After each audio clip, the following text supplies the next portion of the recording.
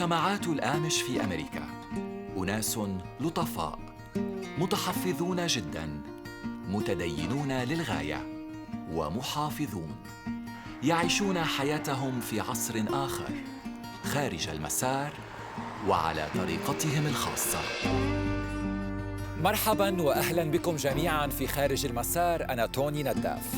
نحن اليوم في لانكاستر بولاية بنسلفانيا، مجتمع زراعي ريفي جميل، وهو أيضاً موطن لأقدم وأكبر جماعات الآمش، طائفة دينية مسيحية تنحدر من أصول سويسرية وألمانية، وقد وصل أتباعها إلى الولايات المتحدة منذ أكثر من 200 عام هرباً من الاضطهاد الديني. هم أناس بسطاء جداً، يعملون بجد وجهد، تربطهم علاقة وثيقة بأرضهم ومجتمعهم. ليس لديهم مياه جارية ولا كهرباء في منازلهم، ولديهم القليل جداً من الأشياء الحديثة التي يستخدمها معظمنا في حياته اليومية، مثل التلفزيونات والهواتف الذكية وأجهزة الكمبيوتر أو حتى السيارات. حياة الآمش تقوم على مبدأ التبادل والترابط بين بعضهم البعض، وهم يؤمنون بأنهم بذلك يعيشون وفقاً لقانون موحد مع الله. فالجماعة والأسرة هما الأمران الأكثر أهمية بالنسبة لهم، وأساس أسلوب حياتهم الفريد. دعونا الآن نقترب قدر الإمكان من حياة هذه الجماعة، والتي يفضل أفرادها أن يعيشوا حياتهم بعيداً عن عدسات التصوير. سنحاول أن نفهم أكثر من هم، ولماذا اختاروا في هذا العصر أن يعيشوا حياة من زمن مضى. الآمش يفضلون بشكل عام أن يعيشوا داخل محيطهم الخاص، وتتسم ديانتهم بدرجات متفاوتة من السلوك المحافظ. فأفراد جماعة الآمش في بنسلفانيا مثلاً يعتقدون أن القيم العلمانية مثل خصوصية الفرد أو الفخر الشخصي تهدد الانسجام والتماسك المجتمعي. لذلك يعزل هؤلاء أنفسهم عن حياة التكنولوجيا الحديثة وعن وسائل الإعلام. لكن جماعات أخرى من الآمش تختار التمتع بمساحة أكبر من الحرية. الخيار للفرد منهم إذن يتوقف على جماعة الآمش التي يفضل أن يعيش ضمنها، فهي من يقرر له القواعد التي ينبغي الالتزام بها. هناك أكثر من 40,000 منتمٍ لجماعة الآمش في لانكاستر، بنسلفانيا. هذا المكان الرائع هو منزل شيري غور، كاتبة وأم وصاحبة مخبز وسيدة أعمال أيضاً، ولكن قبل كل شيء هي مواطنة متفانية في خدمتها. لم تولد شيري داخل هذه الجماعة المسيحية المحافظة، ولكنها اعتنقت معتقداتها وآمنت بها فانضمت إليها.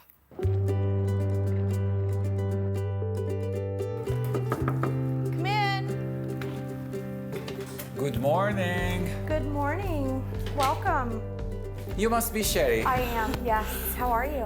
Good. I'm Tony. Good. Welcome to my home. Thank you for Yes. having us today. Oh my God, it smells so good in here. What are we in middle of? We're making candy. This is my friend Esther, and Good morning, Esther. she comes each week to help me make candy that I'll later sell at a market. They look delicious. I can't wait to taste them. For how long you've been living here? I've actually only lived in this house just for about a month, but I've lived here in Pennsylvania for a little over 2 years. I'm from a different Amish community in Sarasota, Florida. I suffered 3 deaths in my immediate family within an 8-month period, and I just felt that I needed new scenery. So I actually traveled for a year. I traveled for all of 2017 all over North America with a backpack. And I had been up here once before doing a research trip for a cookbook that I was writing, and I absolutely loved it. That's fascinating. And you were born and raised Amish? No, actually I wasn't. I was raised in what some people might call a secular Christian home. I know my parents did their very best to try to teach us right, but you can't teach what you don't know. So about 30-something years ago, I was actually working as a disc jockey in Los Angeles. Yes. Non-Amish yes. life. Oh no. I didn't know anything about Amish. I ended up coming to Florida, and I got married to someone that I should not have. and I had my children. And then it was just a few years later, they were still young yet, and I was having a really hard time with my life, making decisions, and I was trying to be the best mom that I could. And a neighbor had been asking me to go to church, and I kept telling her no. I wasn't interested in that kind of a thing. And she asked me so many times that I finally thought, okay, I'll just go. And then I can tell her, okay, I went and I didn't like it, and so don't ask me again. But that's not what happened. I actually became a born-again Christian when I went to church the very first time. And so my life completely changed in one day. But when I did find out what they believed in, it lined up with exactly how I was raising my children.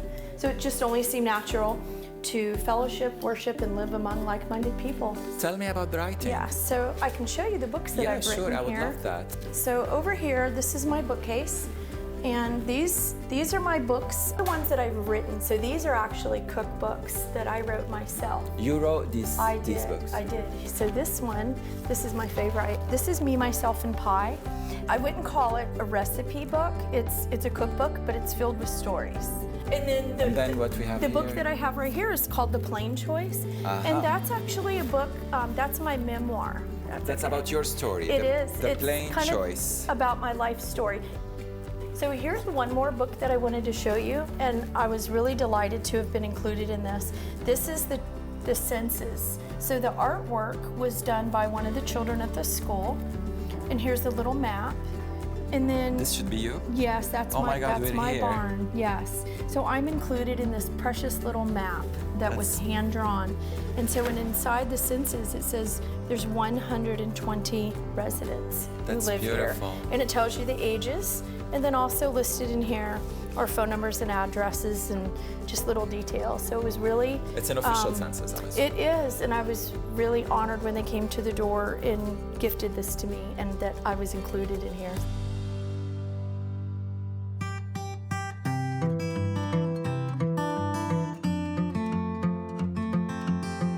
سام وكل أفراد عائلته ينتمون لجماعة الآمش، الجماعة المحافظة الأكثر شهرة، وهم أيضاً جيران شيري. إنهم مزارعو ألبان ويملكون حقولاً لزراعات ومحاصيل متنوعة. علينا أن نكون حذرين بعض الشيء في طريقة تصويرهم، فهم من الآمش المحافظين جداً. يكفي القول إننا كنا محظوظين كوننا تلقينا دعوة لزيارة مزرعتهم. هيا بنا.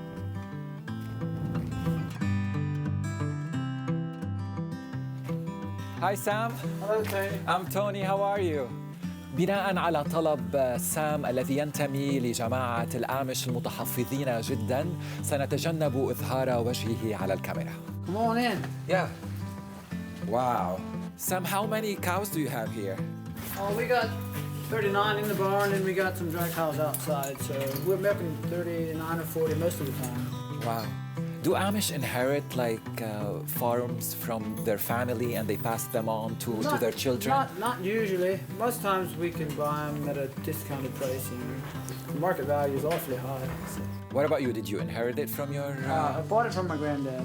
Does it take a lot of work, I'm assuming, to run a dairy farm, right? Yeah, it's every day. It's around 4:30 when I get up, and then we feed the cows.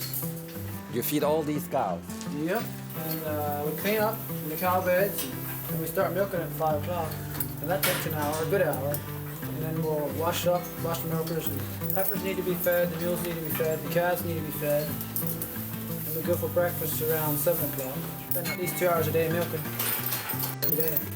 Wow. 365 days a year. Wow. You don't get a day off. No days off. Not unless I hire somebody else to do it, you know. So it's pretty much like a lifestyle. Yeah, it's a nice lifestyle. You can be at home with the family. And by family you mean kids? Do you have kids? We have 3 children, yes. Nice. Do they help you or they're still... They're still small. The oldest son is 8, so he helps a little bit. He can give hay, he can do a few things, but... Sam, tell me, how do Amish dairy farming techniques differ from the conventional ones? We have gas lights. We don't have electricity. Most of the field work gets done with horses or mules, so that's different too. A lot of the conventional farms would have pipeline in their barns. So the milk would go through the pipeline. Ours goes in the buckets. We need to. So purely like traditional way. You're still using buckets, you're still using really... Yeah, we use buckets. Dump it into a Sputnik, then once that's full, we can take it over and blow it into the tank with air, compressed air. So it's not bad. You think you could have been doing much more, like in terms of production, if you're using maybe more advanced technique? I'm okay with the old-fashioned techniques as long as we can still make a good living. You know, we need to make a living. So once it seems things change because you almost have to. So the old ways tend to change a little bit. You know, you have to make a living. How do you sell your cheese and your milk? Our milk goes to Organic Valley. It's a dairy co-op, and they market it for us. So all we do is produce it and put it in the bulk tank and cool it down, and then they pick it up. Milk truck comes every 4 or 5 milk liters, picks the milk up.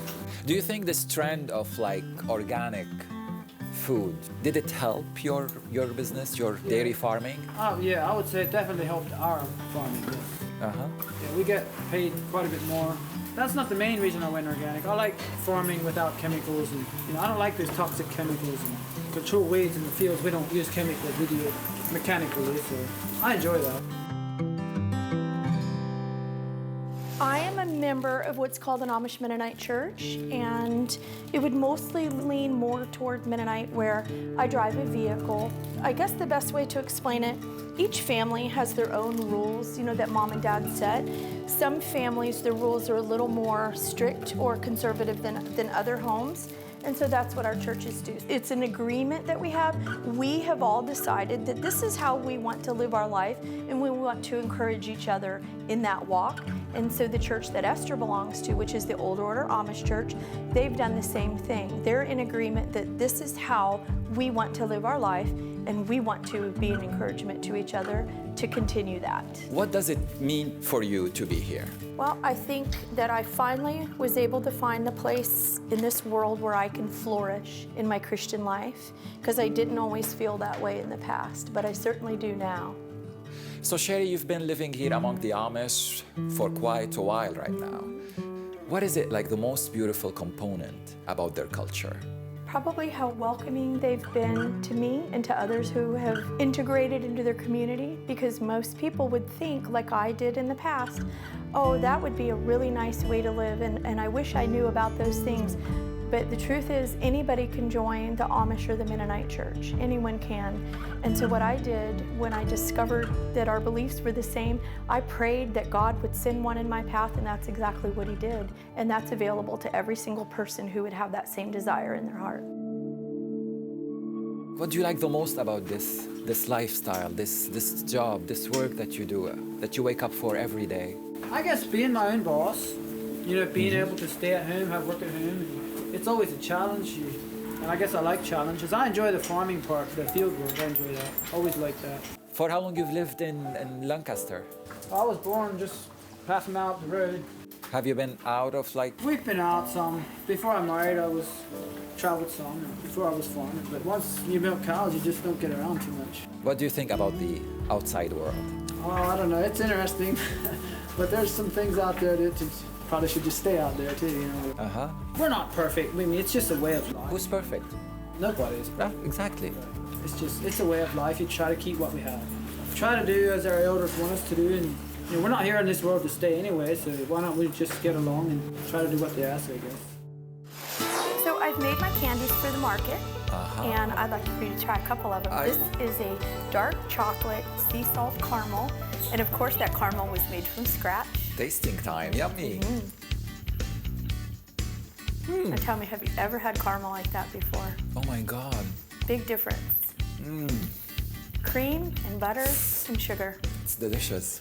Oh my God, I love my job. And I have one more. I have a homemade raspberry truffle. Try that. It goes right along with the salted caramel. It's a dark chocolate raspberry truffle. It's a little fancy sounding, but it tastes so good. I love fancy. That's one of my absolute favorite things that I make. I love chocolate. They're very rich. Oh my God, it's delicious. It's out of this world. Good. That's what I hope my customers say when they buy these at the market. Wow. Delicious. I love it. عندما نعود سنتعرف على الجانب العملي والوظيفي في أسلوب حياة جماعة الآمش. See, a lot of this product is beyond the point where they can send it to retail. So once it reaches a certain point, they're either going to be throwing it out or donating it. And the USDA website states that 40% of the food that's produced in America is never eaten. 40%. واو. ولاحقاً سنأخذكم في رحلة قصيرة خارج المسار. هذه المرة على متن عربة تجرها دابة. ماذا ينتظرنا يا ترى؟ Among the Amish people and some Mennonites, this is the main means of transportation.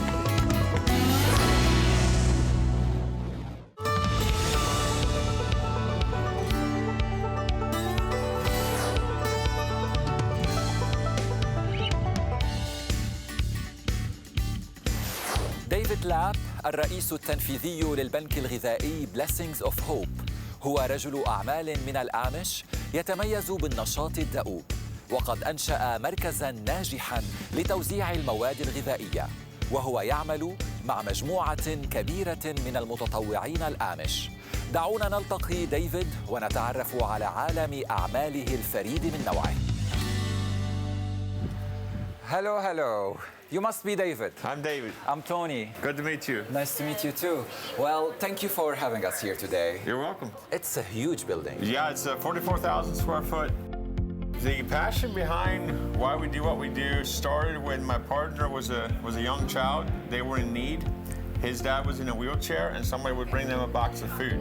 And he decided at that time he wants to do something with his life to help people. And out of that, it grew into what Blessings of Hope is today. And now it's like this big food ministry. We're serving right around 1,000 organizations right now with food. We serve New York City to DC, East Coast, west of Pittsburgh on a weekly basis. That's great. I can't wait to take a tour if you'll allow me to. Yes, let's go. Let's do this. Beginning of the year, we had around 3,000 registered volunteers. Right now, we have over 15,000 volunteers. Volunteers are anybody in the community that wants to give back, give of their time. We have families that come, homeschool families. We have retired people. Anybody in the community that wants to give of their time to help people in need. What do they do here? Like Packing food, sorting food, rebagging product. There's a tremendous amount of fresh produce available where, say, 75% of it's good, 25% of it's bad. So they go through and sort out the bad, save the good, then we can get it out to the people that need it. And this is the sorting room here? This is right in through here. Let's check it out. So David, tell me about the mission. Like what's Blessings of Hope mission? Our mission is to empower nonprofit organizations to reach out to the community with food and to share the gospel, while giving out food. We are a faith-based organization. We are completely privately funded, so we don't have restrictions on sharing the gospel. If somebody wants to give out a box of food and share about Jesus, they're free to do that. And who's donating the food? The food gets donated by about 125 different organizations. See, a lot of this product is beyond the point where they can send it to retail. So once it reaches a certain point, they're either going to be throwing it out or donating it. And these large corporations, they want to make one phone call and get rid of their product. They don't care if it's a food bank or the landfill. But the big problem is having a food bank big enough that could take a semi-load of peanut butter, that could take 2 semi-loads of fresh produce. Most food pantries, they want to take half a skid of something. The USDA website states that 40% of the food that's produced in America is never eaten. 40%. Wow. And there's another research done that said if 35% of the food waste in the world would be recovered, it would end world hunger. So we believe we have a management problem, not a production problem. And our goal is to help bridge that gap between the available product and the people that need it so we can effectively reach the people in need. That's really awesome. And what do we see here? Like we're seeing the sorting? So down here, the volunteers are rebagging product that comes in a big, 40-pound box. They're putting it into a family-sized package. On this side, they're rebagging beans where they come in and bolt. For lettuce, if we can peel off the first 2 layers of leaves, it's still a perfect head of lettuce. Do you have volunteers every day here? We have volunteers 6 days a week. And how many distributions do you do per week? Right now, we're probably sending out about 20 trucks a day out of here. In 2020, we averaged about over 150,000 meals a day. 150,000 meals a day. Yes, average for the year. Wow. Our goal was to distribute 100 million meals in 10 years. We hit 56% of that in our first year here in this building. And how are the Amish values reflected in Blessings of Hope mission today? We learned to enjoy working as a child, as a young teenager, and then the paycheck was a bonus. And we try to instill that into our workers here. You know, if you're just here for a paycheck, you're here for the wrong reason. We actually have a mission of serving the people, and then the paycheck is so you can serve the people. Yeah, but again, separation from the world is one of Amish mainstays. And yet here, through Blessings of Hope, you are reaching out to the world to help them.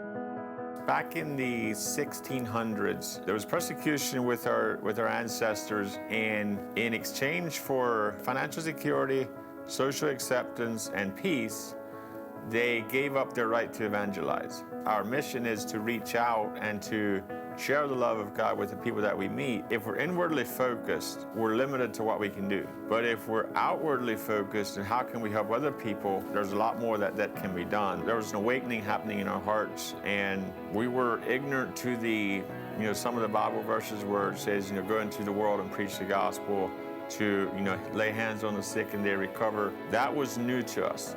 There was a disagreement among our leaders and us as to, they thought we're going too far. They're saying you're taking the Bible too literally. And through that, we were excommunicated. We do have, ongoing relationships with the Amish, the old order Amish. We believe they have a lot of values that we want to keep.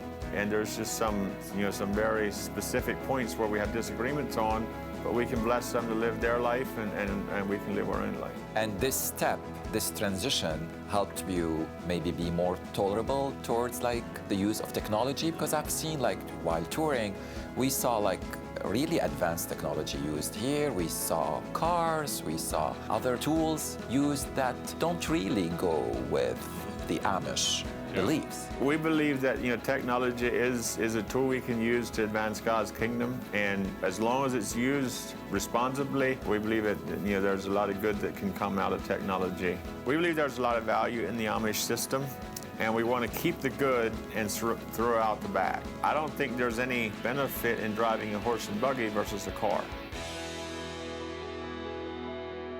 We're going to take a walk over into the dispatch office and just get a little bit of an idea of some of the behind-the-scenes stuff that happens that most people don't realize that happens in an organization like this. So, dispatch office. Yeah. Hello. Hi, guys.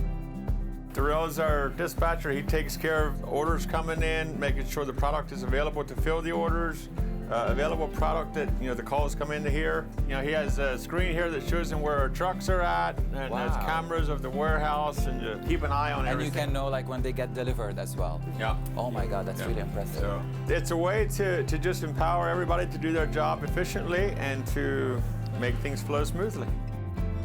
And just show you some of the product that's available, some of the volumes of product that are available on an ongoing basis. We're going to go into the cooler. So on the left here we have some of the Hands of Hope boxes, what we call them, which is a pre-packed box of food that's ready to hand to individual in need. These were designed so we can do a drive-through style outreach where people don't have to get out of their cars. Cars can line up, you put a box in their car and they leave. Next car pulls up, you put a box in and they leave. Who are in the cars? Families, people? These are our families or people in need that are, for whatever reason, are facing a hardship. They might have lost a job. Anyone, not necessarily Amish people. Correct. No, not necessarily Amish. Anybody. We send a lot of food into inner city like D.C., Baltimore, Philadelphia, Pittsburgh, New York City. We serve the local church that does the outreach. The reason behind that is we don't want the people in Baltimore, if they need spiritual help, we don't want them contacting us. We want them to know the local church is who you go to for your support. It's a way to empower the local organization to reach the community. That's really amazing work. Just to give you a little bit of an idea, right now we have a lot of milk. We had a local dairy that processed some milk for us. Farmers were dumping milk the last couple of weeks. This is here? That's right over here. Just simply overproduced product, and farmers were just dumping the product, so we had a local creamery that brought in a tanker load of milk, about 6,000 gallons of milk, bottled it for us, and so we have it to distribute rather than just dump it back out on the fields. Our mission is take food that would otherwise be wasted and give it to people that need it. Tell me more about growing up in the Amish community. I grew up about 10 to 15 minutes from here, a family of 8 boys and 2 girls. And just the joy of being able to work together as a family, to help each other out as needed, growing up. There's a tremendous value that the Amish have of being there to help each other in time of need. And it's something that, it almost comes second nature, for an Amishman to be able to go and help out if they see a need and to just be there for the community. What do you remember of school? One-room schoolhouse, there was probably 30 pupils, first 1 to 8 grades in the same room. Graduated after 8 grades, no high school, no college, and then went back to working on the farm. What did you learn at school? What did they teach you? We had, reading, writing, arithmetic, art, English, German. Schooling for Amish kids stops at 8th grade. And yet today you're running this huge and impressive food ministry.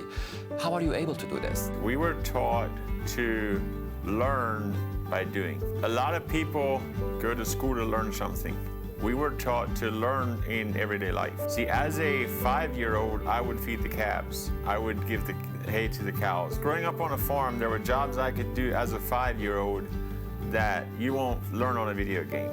You won't learn how to be responsible, be on time. This needs to happen if it's snowing, if it's raining, if the sun's shining. You need to feed the calves every day. Learning the responsibility and the ability to get the job done, it's something that's in our DNA, it's in our heritage. We have about 10,000 square foot area right now where organizations can come in, whatever they need for their outreach, their food pantry, if they have a halfway house where they're helping people come out of prison, whatever their organization is that serves the community, they can come in and select the food that they need to serve their people or to serve their mission. Is it for free? The food is free. We do ask for a handling fee to help cover our operations, which our handling fee is 19 cents a pound. They can come in and whatever they see, doesn't matter what the product is, it's a flat line handling fee. Right now we have product coming in from about 120 to 140 different organizations, and it goes out to about 1,000 organizations. How many people are helping you? Around 50 people on staff that get a paycheck, weekly. On top of that, we have about 15,000 registered volunteers that on any given week, we'll see 300 to 500 volunteers through here that are just helping in one capacity or another, whether that's a truck driver, forklift operator, or repacking food, sorting food. Do you get to hear some feedback, some stories about the people who are really receiving those boxes? There was a story about a month ago of a young mom in Delaware where the night before she had cooked the last of their food. She didn't know what to feed her family the next day. We were able to give her a box of food that she could continue feeding her family. There's another story of a mom in Harrisburg. She was out of milk for her baby, and she had cooked oatmeal to strain out the nutrients out of the oatmeal, in order to feed her baby. And the next morning, she got a gallon of milk in one of her boxes, and just this is what's happening, is why we keep doing what we're doing. How do you feel when you hear those stories? It's incredible. ديفيد كان منفتحاً معنا في جميع الموضوعات، حتى أنه أخبرنا عن ما يسمى بالرام سبرينغا، وهو طقس الانتقال لشباب الآمش اليافع وهم يعبرون إلى سن 16 الحرج. ففي هذه السن التي لم يعد فيها شباب الآمش محكومين بسيطرة أسرهم في عطلات نهاية الأسبوع ولا بسلطة الكنيسة الأخلاقية، إذ لم يتم تعميدهم بعد، يمكن لشباب الآمش من المراهقين أن يجربوا الأنشطة الدنيوية العادية. Roma Springer was when I turned 16 and I started going with the youth every Sunday night. It was just a time of hanging out with my friends, playing volleyball. In the evenings we would sing for 2 hours and we'd go home again. The Amish tradition is you can start going with the youth. To some people, when they turn 16, they just go wild and crazy. The way I see Roma Springer is from 16 to whenever you get married, you go with the youth every Sunday. You have your friends, you have your volleyball games, you have your sitting around talking times. So Ram Springa is your last chance, let's say, to explore, and to know more about the outside world? That depends who you ask. From an English perspective, that is what Rumspringa is. And by English, you mean? Anybody that's not Amish. What did you learn from Rumspringa? Do you think it's a really important phase in every Amish? It is. It's where I met my wife. It's where I met my friends. This is how you met your wife? You know, with our youth group, there was a group of boys and girls that, you know, we would hang out every weekend. And then after a few years, you know, we'd start dating. And there again, dating is a big, you know, how you look at dating. Tell me about dating in the Amish community. It's just a time of getting to know your wife. So this is why Rumspringa is very important, because kids or young boys and girls, they start to go out of their bubble. It's a way to sort of push them out of the nest and you know, get them out of their comfort zone. They learn to do life outside of the parental oversight, you know, very strict oversight. They're actually pushed out to start making some of their own choices, their own, you know, becoming more responsible in life. So I know, David, you mentioned like there's no one body for the Amish community. There's like subgroups and different groups, and it depends on to whom you're talking. What it is exactly that's holding the Amish community together? In a community living, if you take more than you give, everybody loses out. If you give more than you take, everybody grows. And that's what makes the Amish community so powerful, is if everybody has a mindset of giving more back than they take, everybody can grow.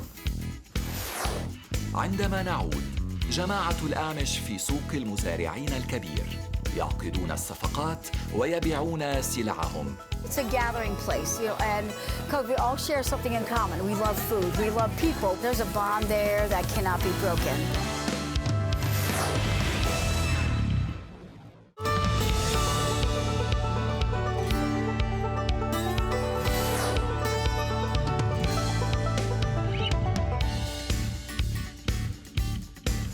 هذه هي المزرعة والمنزل التاريخي التقليدي لجماعة الآمش.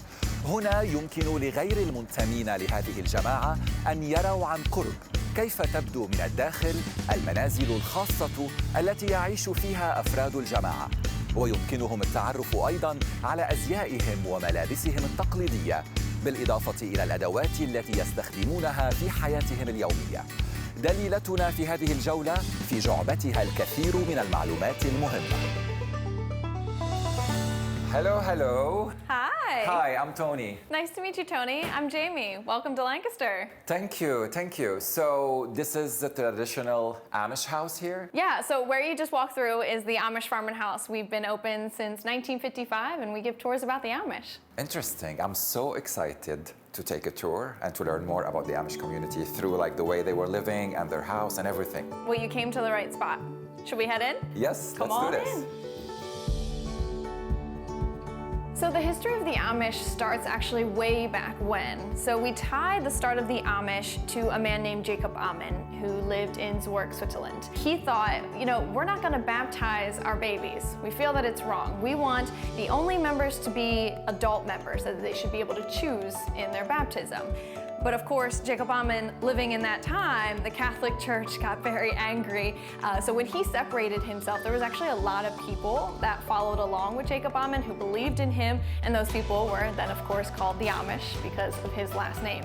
So if you can imagine these Amish people traveling around Europe, trying to find places to live, trying to find a place to really get down their roots, but nobody, of course, wanted that. But then a really nice man named William Penn. Do you know William Penn? Sure. Yeah, founder of Pennsylvania. So he said, come on over. He welcomed them. Yeah, he welcomed them over. So he said, come on over. I got land over here in Pennsylvania. Join me here. So we see that the Amish actually came to Lancaster County on an invitation of religious freedom. But today in Lancaster County, we have 40,000 Amish people. So the population is growing immensely. But you're a world traveler, right? So you're always out and about. But if you were Amish, sadly enough, you would not be able to fly or travel anywhere else. They don't travel. No, absolutely not. So they're just stuck right here in North America. Why is it against their beliefs? They want to be close-knit within their family, not really exploring the world, and also indulging in that worldliness they believe would hurt their community. Amish can, of course, go on a train or go on a bus in the same way that they're allowed to be passengers inside of a car, but they're not allowed to drive the car. The Amish actually have church set up inside of their living room. Interesting. So the reason for that is because when they were in Europe, that Protestant Reformation, that bad time in Europe, they felt too scared to have church built outside. So they had it inside of their homes as kind of a secret. The Amish, I feel like they believe that God is here inside of your heart, God is here at home. It makes sense to have church inside of your home. Amish communities all over the United States are different. So who we talk about today are Lancaster County Amish. And we talk about Lancaster County Amish because this is the first community of the Amish in the entire world. And the largest. And the largest, absolutely. And what do we have here? So what you're looking at right now is a battery-powered lamp. So the Amish continue to say that they do not use electricity. But what they mean by that is that they do not use electricity from the grid, that cable, right? Okay. So instead of that physical connection, in order to light up their homes, they would use something like this with this battery-powered lamp. And step over here, I want to show you something. It's really neat. This is what we would consider a gas-powered lamp. So the way it works is the gas tank that's underneath here, the gas would rise, you light the little fire, the flame would be the light. Wow. All right, welcome to the kitchen. Nice. That's a big kitchen. If you have lots of children love to eat, right? So you're always going to be in the kitchen. The kitchen does have to be very large. And it's usually the most inviting room of the house because it is really warm.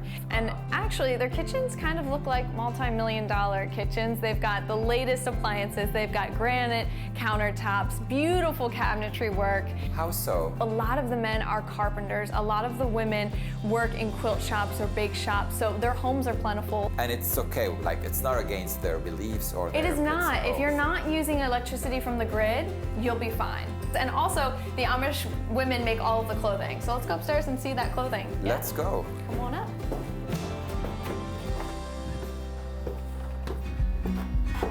You follow me up this way. Interesting. Beautiful display of clothing, right? Wow. So all the Amish girls always wear dresses. They're always long, they always have long sleeves. No skirts, no pants for... And absolutely no makeup, no jewelry, nothing like that. So very plain and simple. So they get any type of color as well, but again, just not any type of pattern. So when she's a little girl, she'd wear something like this to school every day. And then when she goes to church, she'll wear something white over top on Sundays. When they are girls, they are allowed to wear buttons. You see those buttons there?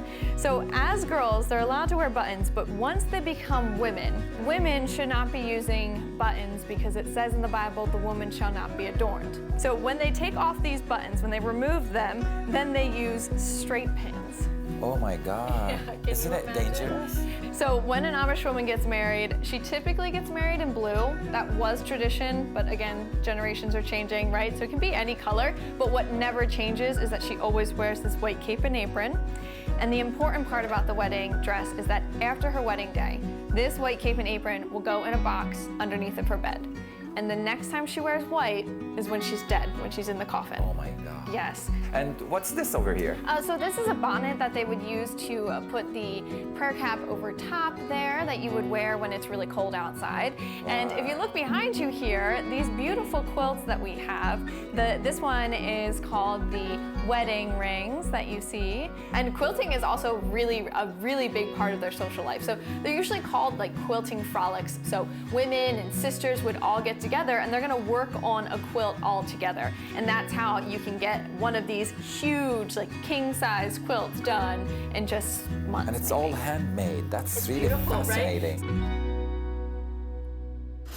Where we're walking to right now is the Amish school that we have on the property.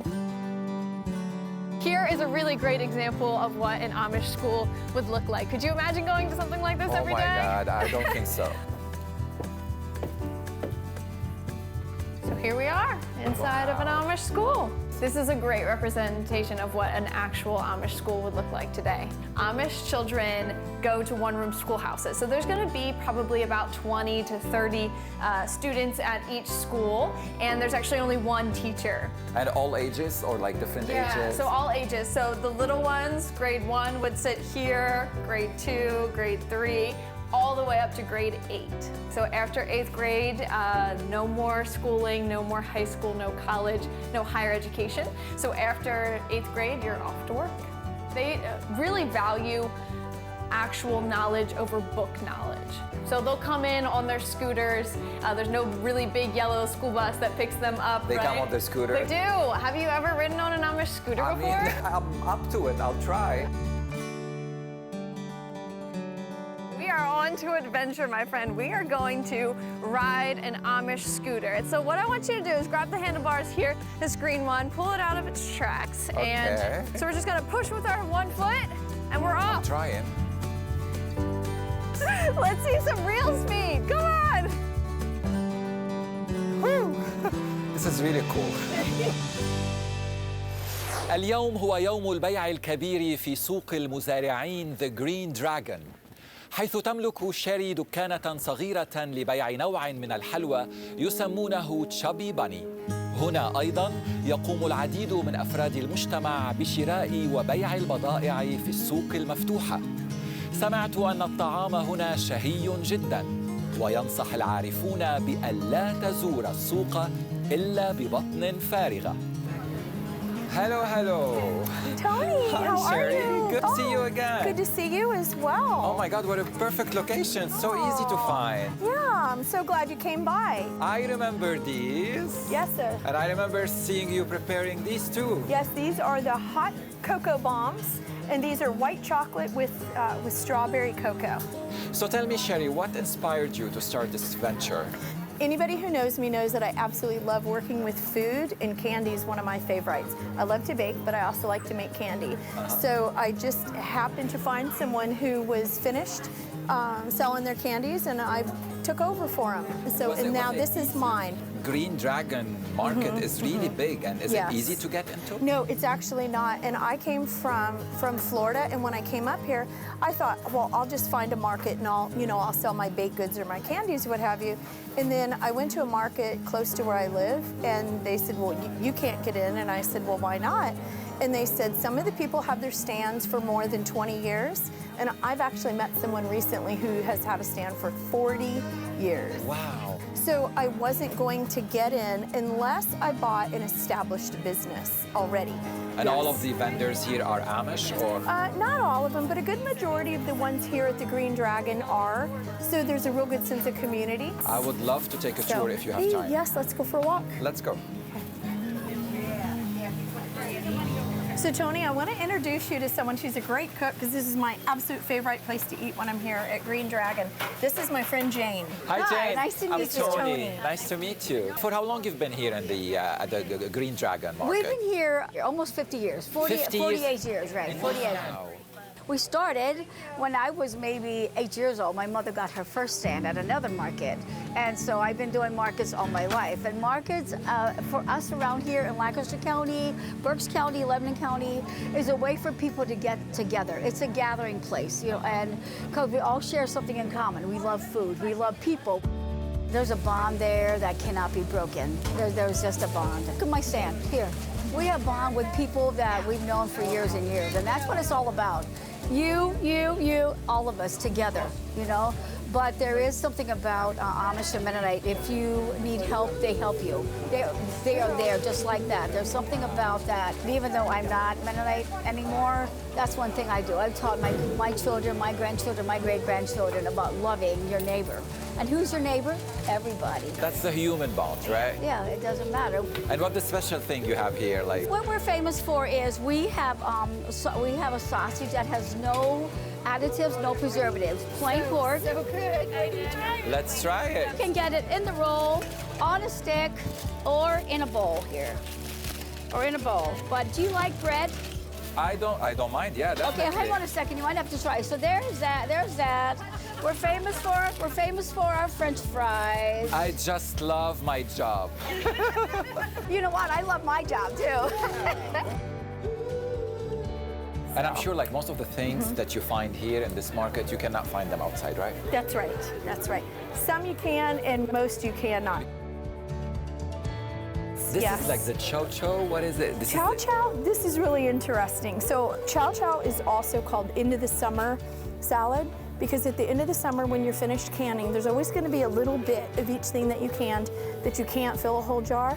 So what the farmers' wives do is they just gather them up together. You add a little bit of pickling, so like in here, and then instead of here you have chow chow. This is a typical Amish. It is. Wow, I'm really impressed, Sherry, with this market, and thank you for the tour. Thank you for spending time with us and sharing your story with us. It really meant a lot. Well, you're welcome anytime to come not only to my store, but to my kitchen in Bird in Hand. Come anytime and I'll feed you. I'd really appreciate that. Okay. Thank you. Okay, take care. Thank you. Bye, Bye, Sherry. Tony. Bye.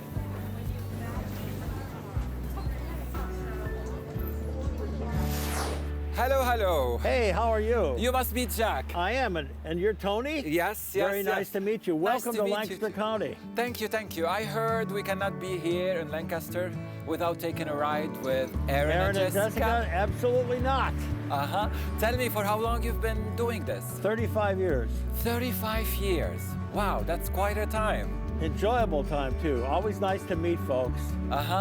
And I'm sure, like always, they enjoy meeting you and they ask you a lot of questions. Yeah, they just do. like I'm about to do right now. That's fine. Shall we start? Sure. Let's go. Let's go. Tell me about this business. Like, what's so special about doing this, like giving those rides? Among the Amish people and some Mennonites, this is the main means of transportation. And outside of Amish groups or groups like us, there isn't such a thing. How many horses do you have? I have about 40 horses. I have a farm about 7 miles from here, and we keep the other horses there. It's my home farm where I live on.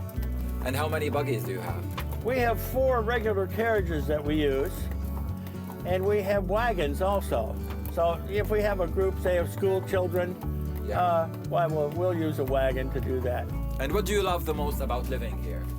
I think the way you can characterize this area is it's America the way it used to be. Neighbors help neighbors. If you have a problem, you don't have to be Amish or Mennonites. The neighbors are going to help you with your house or with your family. There's a friendliness about everyone.